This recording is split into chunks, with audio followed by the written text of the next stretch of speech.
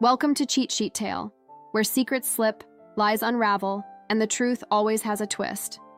Real stories, raw confessions, and shocking betrayals. Drop a comment if you've ever caught a red flag too late. Now let's get into today's. Talemy brother-in-law declared, "Since my brother is gone, his house belongs to him." When I refused to move out, my mother-in-law scoffed, "We'll force you." I smiled and said, "Try it." The next morning, they got a court order that shut them up instantly. I'm a 38-year-old widow living in the suburbs of Atlanta, Georgia. My husband, James, passed away unexpectedly 2 years ago, leaving me with our home and a lot of memories. We had no children, and James's family wasn't particularly close to us during our marriage. But after his passing, they suddenly became very interested in my life and, more specifically, my house. Few months after James's funeral, his younger brother Brian showed up at my doorstep. We hadn't spoken much over the years, so his visit was unexpected. He came in, looked around, and said, "Since James is gone, this house should belong to him." I was taken aback. I told him that James had left everything to me, and I had no intention of leaving. He scoffed and said, "We'll see about that." A week later, my mother-in-law Linda called me. She was never warm to me, but this call was different. She said, "You need to move out. That house is meant for family." I reminded her that I was family and that James had left the house to me. She laughed and said, "We'll force you out if we have to." I calmly replied, "Try it." The next morning, I received a notice that they had filed a petition in court claiming that I was occupying the house. Unlawfully, they alleged that James had promised the house to Brian and that I was refusing to honor his wishes.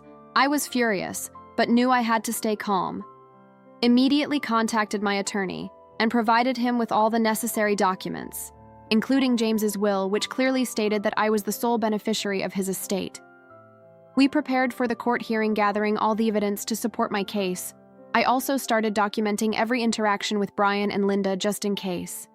On the day of the hearing, Brian and Linda came in with smug expressions, confident that they would win. Their attorney presented their case, claiming that James had verbally promised the house to Brian and that I was dishonoring his memory when it was, our turn. My attorney presented the will, the deed to the house, and even text messages from James discussing our plans for the home. The judge looked over the documents and then turned to Brian and Linda. He said, "I'm sorry, but the evidence clearly shows that the house legally belongs to her. There's no basis for your claim." Their faces turned red with anger and embarrassment after the ruling. I thought that would be the end of it. But Brian and Linda didn't give up. Easily, they started spreading rumors about me in the neighborhood, claiming I'd manipulated James into leaving me everything. They even tried to rally other family members against me. I decided to take the high road.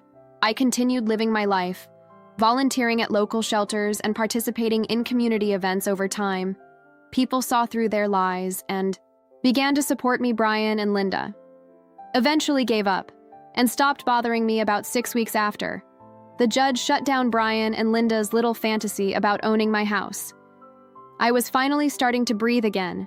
I'd picked up a part-time job at a nearby bookstore, started walking in the park every morning, and felt like I could just live again.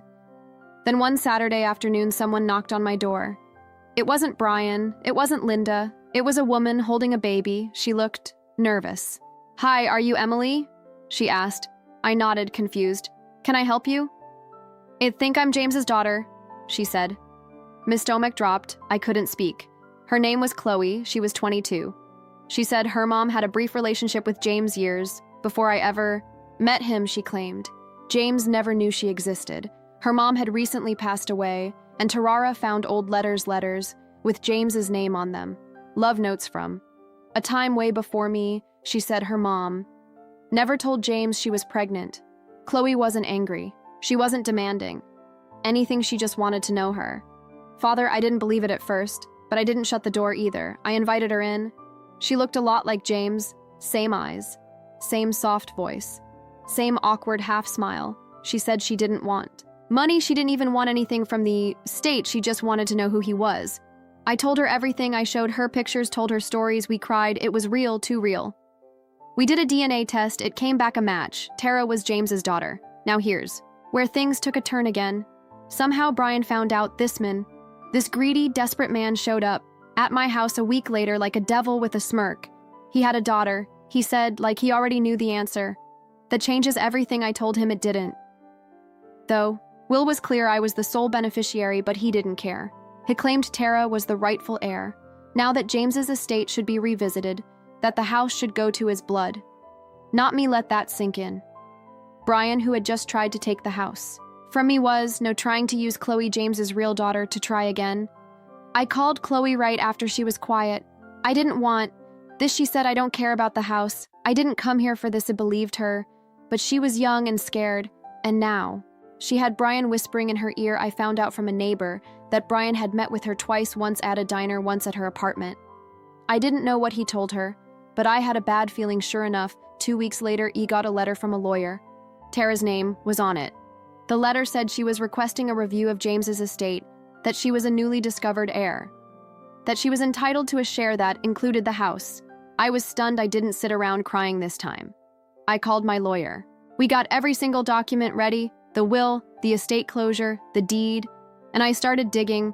Tara didn't know it, but Brian had done this before with another family member. I found court records where he tried to challenge a will using a distant cousin. Lost. I told my lawyer everything. We were going to court again.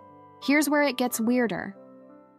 A week before the hearing, I got an anonymous tip, just a plain white envelope in my mailbox. Inside were photos. Photos of Brian slipping cash into a manila envelope and handing it to someone outside that same dinner.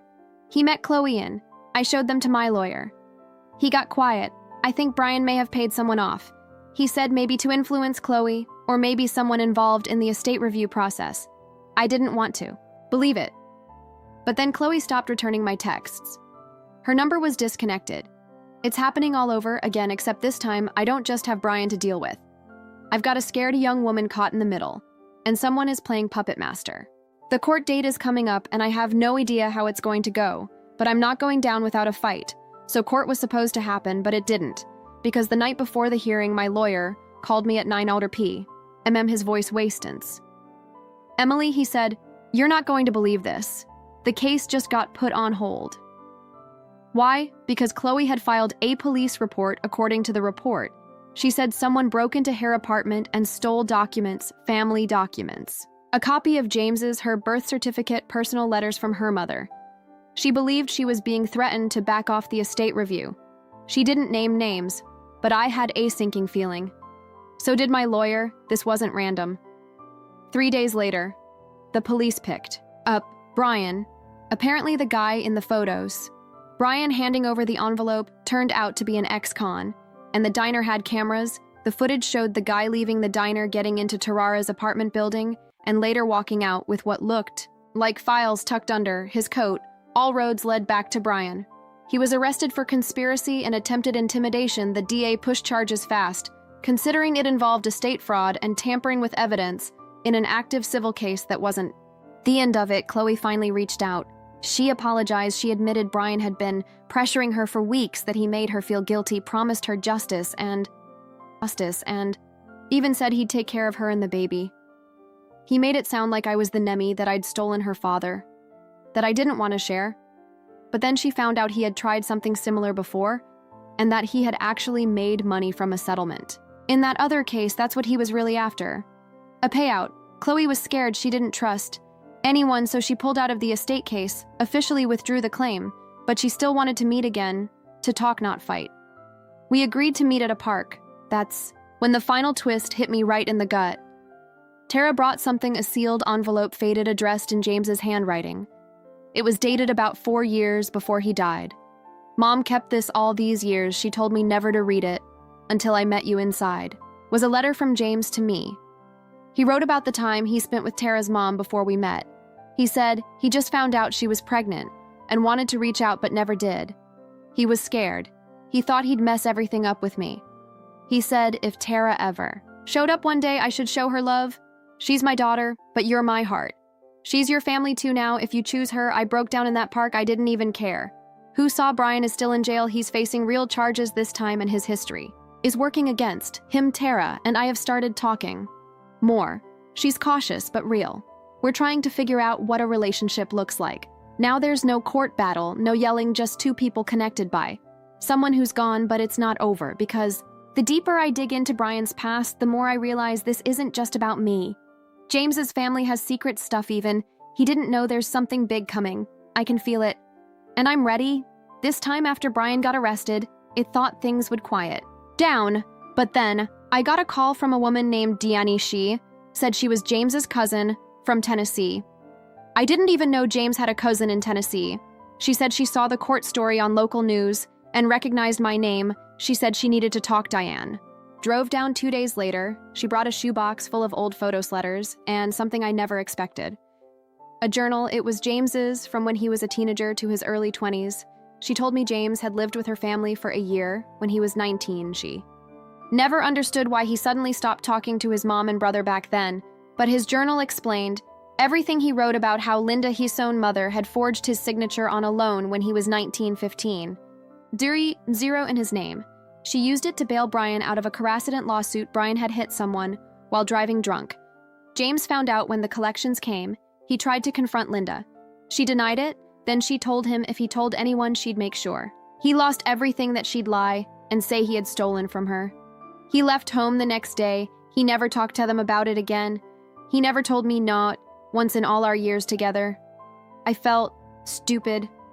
How did I not see how broken his relationship with them really was, how deep it went? I realized then I made a mistake too. I let guilt make me question Chloe. I let Brian mess with her head because I was too busy being defensive. I should have seen she was being used, that she was scared. I apologized to her fully. No excuses, she cried. So did I. And that's when we made a plan. While Brian sat in jail, Linda was still out there, quiet, smug, and untouched. But Tara and I weren't done. With help from my lawyer and Diane's testimony, we filed a civil suit against Linda for fraud and elder financial abuse dating back to James's teenage years. Yes, it was old, but in Georgia, if the fraud continues affecting someone's estate, it can still be pursued. And here's the kicker. We found out she'd taken a reverse mortgage out on her own house using Tarara's name as a cosigner, forged again. That was the final nail. The police reopened a fresh investigation. 3 months later, Linda was charged with identity theft, fraud, and forgery. She cried in court, said she was just trying to protect her family. The judge didn't care. She got 3 years in prison, her house gone, repossessed. She's currently living in a women's facility, and no one in the family will touch her. With a 10F poll, Brian still in jail. He took a plea deal, 18 months for witness tampering and conspiracy. I heard he cried too, said he didn't mean to hurt nobody, said he was just trying to get what was rightfully his. Funny how people like that always think what's theirs belongs to someone else. Tara, she and I talk every day. Now her little boy is turning too soon. I helped her find a better apartment, not because I had to, but because she's family now. James was right, she's part of him. And honestly, the only thing that made this whole war worth it was knowing that something good came from it. And me, I still live in the house. I kept every photo, every letter, event, that journal. But I don't keep the guilt anymore. James was mine. This home was ours. And no matter what they tried, lies, court threats, bribes, they couldn't take it. They thought I was weak. They thought I was alone. They thought I'd give up. They were all wrong in the end. They lost everything. And I kept everything that mattered.